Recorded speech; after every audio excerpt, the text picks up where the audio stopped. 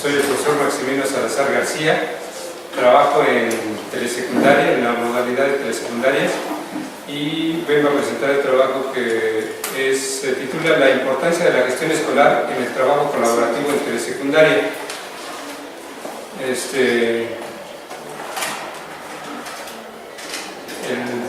punto número 1 es la reflexión de mi práctica docente. Cuando yo ingreso a la maestría, yo la verdad venía pensando en que iban a enseñar diferentes estrategias para ir mejorando en mi práctica docente. El maestro de telesecundaria tiene que asesorar todas las materias, y cuando yo veo que es interplanteles y que íbamos a estar compartiendo experiencias con los maestros de primaria de diferentes áreas de secundaria y lo de, ¿cómo se llama? Y lo de educación física, jardín de niños, etcétera, yo pensé que íbamos a tener, bueno, que iban a llevar muchas técnicas precisamente para llevarlas a mi escuela. Pero empezaron las sesiones y lo primero que me dicen que leyera era a Brubacher, a Jackson, y entonces ahí me doy cuenta que no era por ahí la situación de nada más venir a aprenderme técnicas, sino que era un poco más profundo esta situación, ya que estos autores desde Brubacher, Jackson, en el caso de Brubacher, él cita varios casos en los cuales los docentes se tienen que enfrentar a su práctica cotidiana, y eso a mí me hace recordar pues cuando yo también empiezo en la docencia, sobre todo un poquito antes, cuando yo iba en cuarto año y que me mandan a hacer las prácticas. Recuerdo que llego al salón de clases y la maestra me dice, muy bien, vas a practicar todo un año aquí, es el primero A, lo que tú tienes que hacer es aplicar el método global de análisis estructural para que los niños aprendieran a leer y escribir.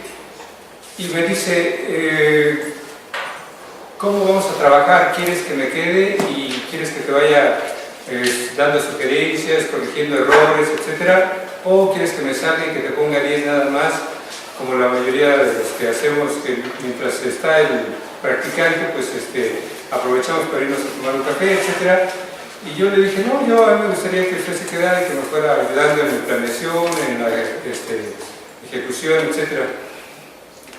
Y bueno, resulta que se queda y me empieza a llenar mi planeación de varios comentarios, y sobre todo las calificaciones son de 6 y 7, y cuando yo llego a la clase de didáctica, pues resulta que todos llevaban puro 10, y el único que llevaba 6 y 7 era su servidor. Y bueno, al principio así como que me cayó de peso, y hasta llegué a pensar que dije, creo que por aquí no es la situación, yo creo que debo de buscar otra forma de trabajar y ganar dinero, porque aquí no creo que pueda.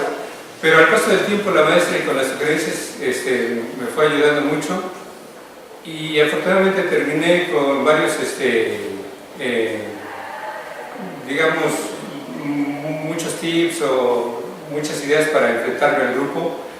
Y entonces cuando leo Brubacher y que leo uno de los casos donde dice que llegan al salón y no era lo que empieza la clase y no era lo que ellos habían imaginado en la planeación, etc., regresan a veces y hasta se ponen a chillar o a llorar pues con sus compañeros, ¿no? Bueno, con su familia. Y bueno, cito también a Jackson, porque Jackson es uno de los que se empieza a cuestionar o empieza a investigar qué es lo que sucedía realmente en las aulas. Por eso el título de La vida en las aulas de las escuelas.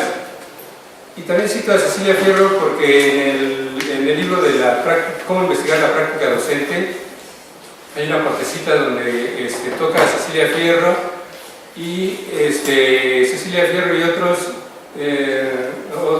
autores manejan la parte del ámbito personal, institucional, interpersonal, social, didáctica y valorar de una escuela, o bueno, del docente. Y yo recuerdo que en las clases del taller, cuando el doctor nos empieza a a decir, pues deben empezar a escribir quiénes son, de dónde vienen, etcétera. Creo que iba muy bien encajado con la idea de Cecilia Fierro, muy didáctico para empezar a desarrollar la parte que sería desde la parte personal, institucional, interpersonal. A lo mejor estuvimos tocando cada uno de estas partes.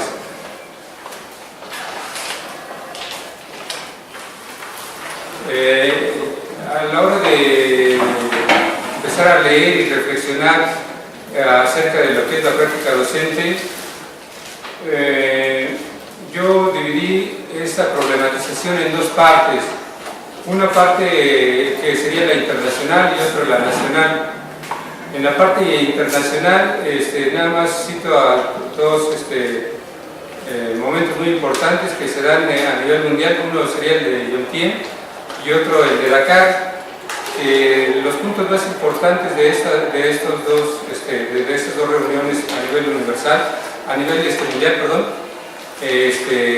pues era principalmente que había mucho analfabetismo en el planeta y que tenían que combatirlo, hacer universal la educación básica,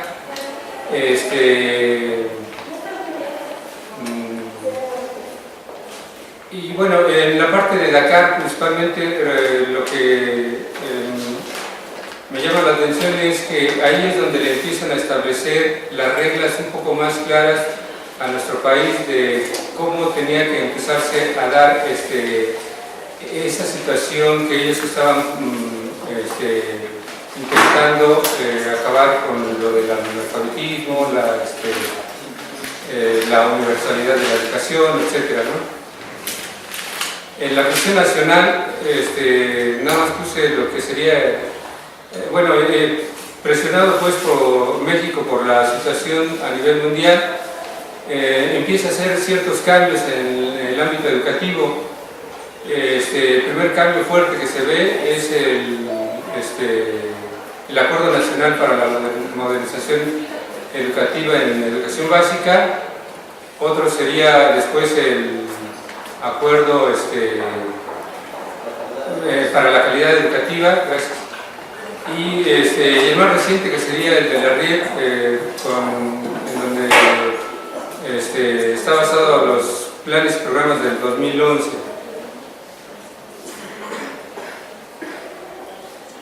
En cuanto a la problematización, cito a Sánchez Fuentes y su texto de didáctica de la problematización en el campo científico de la educación. Él da cursos a nivel universitario y entonces empieza a cuestionar, empieza a investigar cuál es la problemática más fuerte a la que se enfrentan los docentes a nivel universitario. También cito al doctor Lozano Andrade con su libro de cómo investigar la práctica docente, en el capítulo 1, que es el que establece cómo se debe de empezar a problematizar. En el caso del doctor Andrade, él hace un estudio con respecto a los jóvenes que son futuros docentes a nivel secundaria. Y también cito a Torres Antonio Curvo.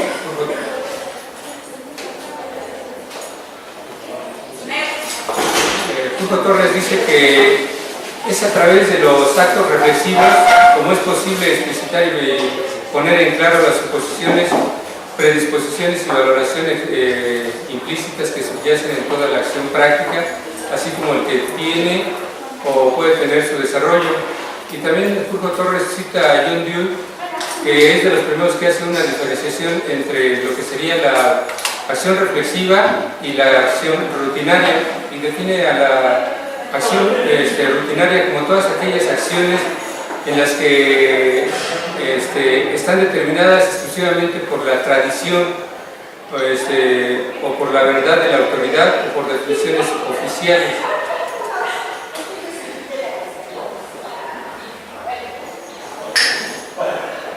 Lozano cita a Sánchez Fuentes y menciona que está de acuerdo en que problematizar es un acto en el cual, o es un proceso, perdón, que consiste en distanciarse de la práctica, distanciarse de la acción que se puede lograr en la medida en que el sujeto realiza la práctica construyendo, aquí creo que es la clave importante, a base de preguntas que lo lleven a diferenciar entre su conocimiento inmediato del mundo y su sentido común y su doxa. Es decir, en el momento en el cual nosotros nos empezamos a cuestionar por qué suceden tales acciones, qué es lo que estoy haciendo yo para que se estén repitiendo esas acciones, es lo que nos puede empezar a generar diferentes dudas o diferentes reflexiones para empezar a modificar o a cambiar nuestra práctica educativa. Y bueno, dentro de los problemas que yo he notado en mi práctica, bueno, esa reflexión me llevó a hacer ciertas cuestiones. Y antes comento que yo trabajo en la telesecundaria 120, se llama Enrique Flores Magón, está ubicada en la delegación Iztapalapa, en la calle de Florencio Tillón, sin número, cerca de lo que es la avenida Ignacio Zaragoza, a unas cuadras del metro Guelatao. Y bueno, de acuerdo a lo que dice el INEGI 2010, la delegación de Iztapalapa es una de las delegaciones más pobladas de las delegaciones del Distrito Federal. La comunidad que asiste a la escuela presenta los siguientes problemas. Muchos de los problemas que aquí menciono, pues ya se han mencionado en las exposiciones anteriores. Apatía por parte de los alumnos, malos hábitos de trabajo, problemas de adicción, poca participación de los padres de tutores, falta de recursos en las partes institucionales, por parte de la parte institucional y de los alumnos, poco compromiso por parte de los docentes para llevar a cabo las actividades que se proponen en las juntas de consejo técnico, como son el trabajo colaborativo, la planeación. Bueno, este punto es el único que quisiera ahondar un poquito rápido. A la hora de que hacemos las juntas de consejo técnico, llueven muchas propuestas, siento que son muy buenas, pero resulta que a la hora de que se termina la junta y nos vamos, empieza el día lunes y yo veo la situación como que seguimos trabajando de la misma manera, de una forma muy aislada. El trabajo en telesecundaria siento que es bastante agotador, ya que en el momento en que tenemos que estar asesorando las 6 sesiones, todas las sesiones, lo que pasa es que son 6 horas seguidas con los jóvenes, entonces el desgaste es bastante y siempre prometemos de que vamos a trabajar un poco más en conjunto, que lo vamos a hacer, vamos a empezar a planear en forma colaborativa, etc. Y bueno, por X circunstancias nos gana el tiempo y terminamos trabajando mucho en forma individual. Debido a la última problemática que expongo, aquí escribo las preguntas de investigación. La primera sería cómo se realiza el trabajo colaborativo con los docentes de telesecundaria, cómo se entiende entre los docentes de telesecundaria el trabajo colaborativo, qué beneficios se obtienen al llevar a cabo el trabajo colaborativo, y después vienen las preguntas, una pregunta de introducción. ¿Cómo puede ayudar a los docentes el trabajo colaborativo en su práctica educativa? Viene la parte de lo que sería el estado del conocimiento, donde lo dividí en los puntos que sería el trabajo colaborativo, empezar a investigar qué era el trabajo colaborativo, que ahí encuentro una diferencia entre lo que sería el trabajo colaborativo y trabajo cooperativo. Que a pesar de que varios autores dicen que la gente los usa en forma sin hacer mucha diferencia, que sí hay cuestiones marcadas. Por ejemplo, en el trabajo colaborativo, el docente ya no va a ser el que vaya a llevar el protagonismo en el momento de realizar el trabajo, sino son los alumnos, o se va a distribuir las actividades en diferentes partes. mientras que en el trabajo cooperativo sí hay un responsable que es el que está exactamente vigilando. Bueno, y también hablo de gestión escolar, que hablo de... bueno, no sé, ¿sigo o ya me falta? Ya me entiendo. Nada más quiero saber hasta dónde llegaste. Bueno, sería eso de la gestión escolar. Hablo de secundaria, en lugar de nada más hablar de la cuestión de secundaria, hablo de cómo fue fundada la telesecundaria, etcétera, etcétera. Hablo del acuerdo 592 porque ahí habla en lo que serían estos principios pedagógicos, lo del trabajo colaborativo también, y hablo acerca de lo del diagnóstico. Eso el autor principalmente en el que me basé es en Galló, y hablo de las técnicas de investigación, la cualitativa, cuantitativa, que voy a trabajar lo que sería la entrevista y la observación principalmente. Incluso ya empezamos a hacer la entrevista y las observaciones, y bueno, está ahí. ¿Quién es tu tutor? La maestra Marta Olea. Ah, se salió, ¿verdad? Sí. Sí. Creo que sí. No Pues me fijé, perdón. ¿No es la mesa que está aquí? Sí, está. Pues entonces comienzo. Bueno, hubiera querido ver o escuchar más de la última parte que de la teoría que hay acerca de la problematización, porque tú te tardaste más de 10 minutos más o menos hablando de Sánchez Puentes y de Jackson, de cómo problematizar, qué debe de hacerse. O sea, si estuvieras dando una clase de problematización sería interesante, pero me parece que te extendiste muchísimo en esa sección, y aquí lo anoto, no hablas mucho de autores, pero no hablas de la problemática, sino hasta el final, cuando haces ya la contextualización y dices que en la telesecundaria, que está ya en Iztapalapa, ocurren una serie de situaciones, y al final, inclusive de manera muy breve, yo diría, hablas del trabajo colaborativo, o de la ausencia del trabajo colaborativo, o de problemas en el trabajo colaborativo, no sé. Y a partir de ahí, o sea, quiero decir que esa parte de la problematización es en los coloquios como la parte, yo les decía, donde se vende la mercancía, ¿no? Vender el problema implica hacer que el que escucha sepa que en efecto existe un problema, porque hay fundamentos y hay evidencia, ¿no? Tú hablaste de experiencias que tienes, y ya habíamos platicado inclusive de esas actitudes de los docentes de tu escuela, de que se tienen que ir un día en la tarde y tienen que regresar porque van a Tlaxcala, etcétera, etcétera. Pero todo eso deberías de haberlo platicado, e incluso, sobre todo la primera parte, me quedó la impresión de que quedó un huecote, porque hablaste de la reflexión, y hablaste inclusive, dijiste, reflexión de la práctica docente. Y no estamos, bueno, sí eres docente, ¿no? Pero no estamos haciendo reflexión propiamente desde la práctica, o de la práctica docente, sino desde la práctica docente hacia la gestión, que sería otra lógica un tanto distinta. Además que luego se casa uno con esos conceptos, porque el autor Donald Shawn o John Dewey nunca hablaron, o particularmente se orientaron hacia la reflexión del docente. Hablaron de profesional reflexivo, que el profesional reflexivo puede ser cualquiera, ¿no?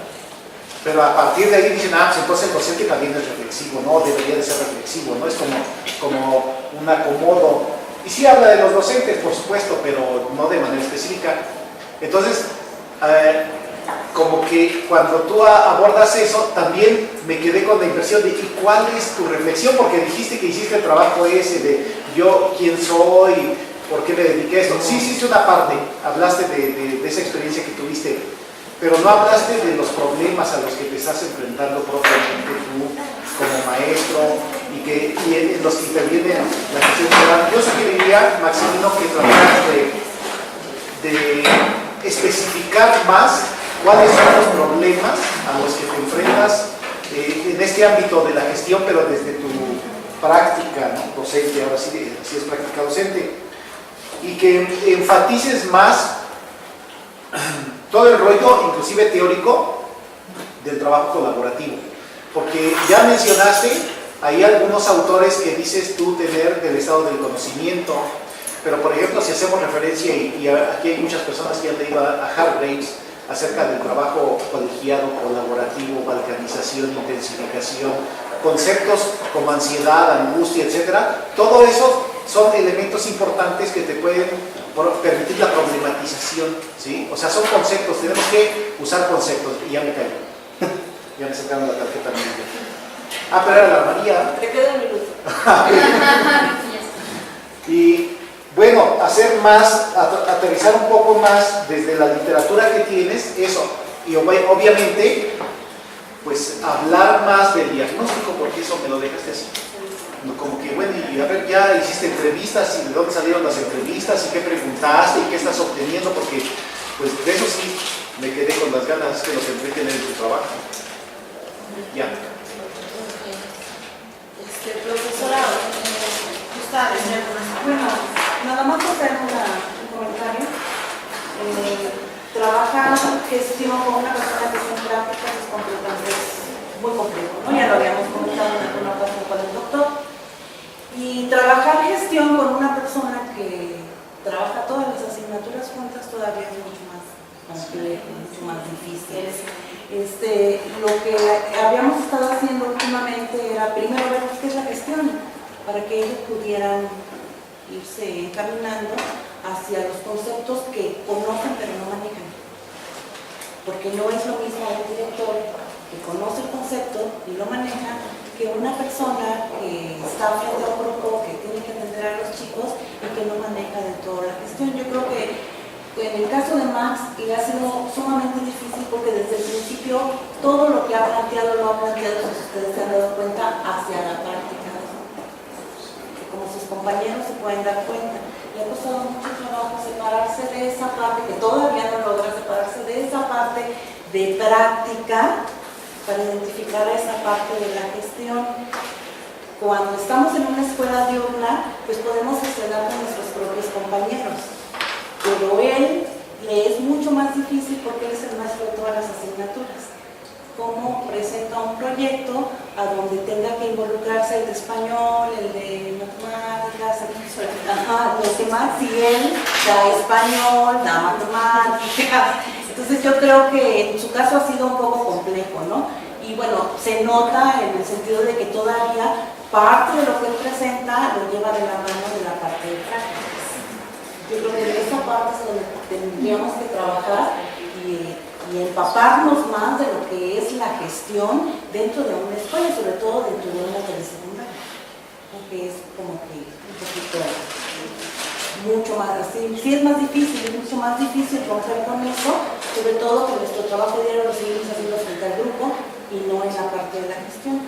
Y sí, todos estos detallitos que en este momento se están presentando, que el doctor nos está comentando, bueno, son los puntos que en un momento dado nos van a permitir ir depurando el trabajo que se está haciendo para darle otro resignificado.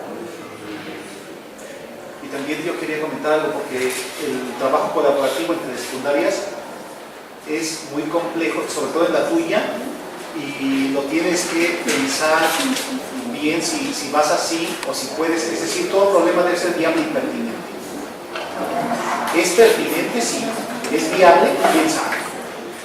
Porque no hay ni tiempo para que veas a los colegas.